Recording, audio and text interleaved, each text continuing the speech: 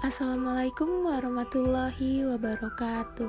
Halo everyone, pada video kali ini kami dari kelompok 6 TPB 14B akan membahas mengenai penerapan hukum Bernoulli pada kincir air sebagai tugas besar RBL Fisika Dasar 1A.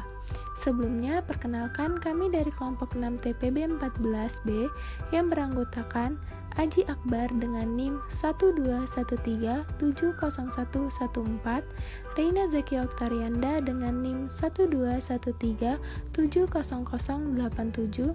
Ahmad Fadel Rahemi dengan NIM 121370116, Dapa Permana Aji dengan NIM 121370115, dan Alexander Peter Halmoan dengan NIM 121370117. Apa itu kincir air? Kincir air adalah komponen putar air yang memberikan energi pada poros yang berputar. Kincir air juga merupakan sarana untuk merubah energi dari air menjadi energi mekanik yang berupa torsi pada porosnya. Pada percobaan kali ini menggunakan fluida dinamis, penerapan hukum Bernoulli pada kincir air. Prinsip Bernoulli. Prinsip Bernoulli adalah suatu hukum fisika yang menyatakan bahwa kenaikan kecepatan aliran fluida akan menyebabkan penurunan tekanan fluida secara bersamaan atau penurunan energi potensial fluida tersebut. Prinsip ini sebenarnya merupakan penyederhanaan dari persamaan Bernoulli yang menyatakan bahwa jumlah energi dari suatu titik di dalam suatu aliran tertutup sama besarnya dengan jumlah energi di titik lain pada jalur aliran yang sama. Hukum Bernoulli ditemukan oleh ilmuwan asal Jerman yaitu Daniel Bernoulli. Bunyi hukum Bernoulli. Jumlah dari tekanan serta energi kinetik dan energi potensial tiap volume yang berada di setiap titik aliran fluida adalah sama. Yang pertama, fluida tidak bisa dimampatkan. Yang kedua, tidak ada kehilangan energi akibat gesekan antara fluida dan dinding pipa. Yang ketiga, tidak ada energi panas yang ditransfer melintas pipa untuk cairan baik sebagai keuntungan atau kerugian panas. Keempat, tidak ada pompa di bagian pipa. Yang kelima, aliran fluida bersifat tetap atau laminar. Rumus persamaan hukum Bernoulli. Tekanan ditambah energi kinetik ditambah energi potensial sama dengan konstan, atau P1 ditambah setengah dikali Rho dikali V1 kuadrat ditambah Rho dikali G dikali H1 sama dengan P2 ditambah setengah dikali Rho dikali V2 kuadrat ditambah Rho dikali G dikali H. Dengan keterangan P sama dengan tekanan, Rho sama dengan massa jenis fluida, V sama dengan kecepatan aliran fluida, G sama dengan gaya gravitasi, H sama dengan ketinggian. Kaitan kincir air pada penerapan hukum Bernoulli. Teori Torricelli untuk membuktikan penerapan asas Bernoulli pada gelas berlubang, kecepatan aliran zat cair yang keluar dari dasar wadah dapat dihitung menggunakan persamaan Bernoulli.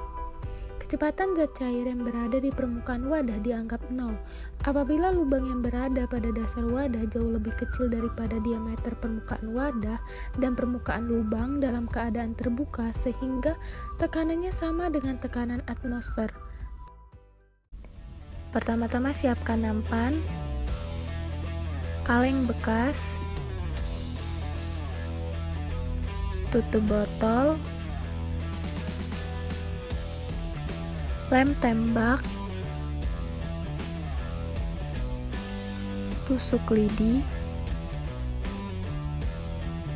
sedotan, stik es krim, dan obeng. Proses pembuatan, pertama-tama siapkan 8 buah stik es krim yang belum dipotong. Siapkan juga 8 stik es krim yang sudah dipotong-potong. Lalu, potong sisi tutup botol sebanyak 8 dan bagian tengah botol dilubangi. Kemudian, rekatkan stik es krim menggunakan lem tembak, lalu ditempelkan pada sisi-sisi tutup botol. Lakukan secara berulang. Jika sudah tertempel semua, tutup dengan tutup botol yang lain dan rekatkan dengan lem tembak.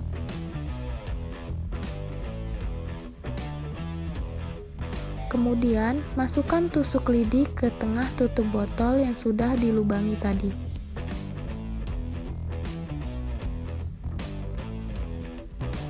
Setelah itu, rekatkan tutup botol ke seluruh ujung stik es krim.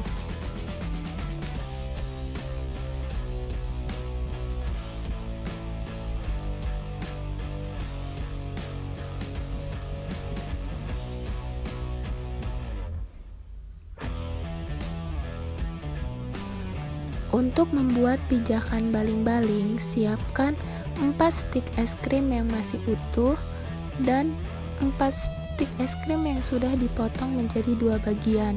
Lalu, rekatkan stik es krim berukuran kecil dan yang besar. Rekatkan ujung-ujung stik es krim dengan lem tembak hingga berbentuk segitiga.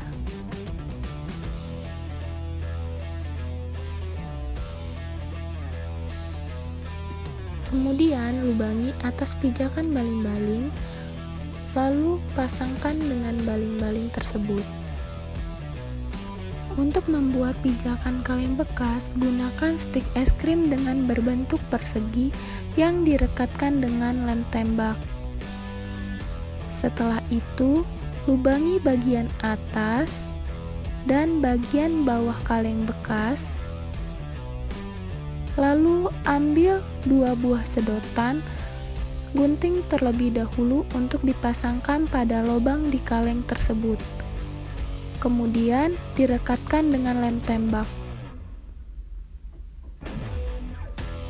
Lalu rekatkan pijakan kaleng ke nampan dan rekatkan pula pijakan pada baling-baling di nampan. Jika sudah terpasang, isi penuh kaleng dengan air. Kincir air pun sudah siap.